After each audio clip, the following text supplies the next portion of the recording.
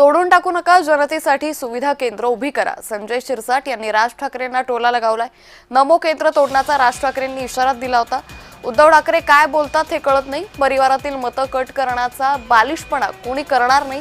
संजय शिरसाट यांनी उद्धव ठाकरेंवर ही टीका केली.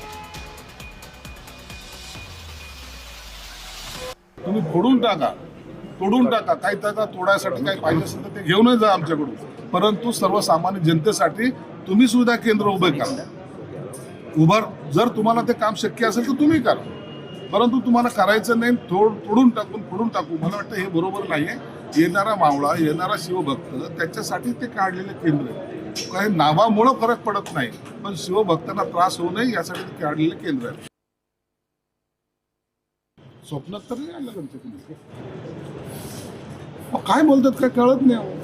एवढे मोठे नेते आहेत ते, त्यांची मतं ते मतपत्र करून त्यांचे नावागाळ करायचे.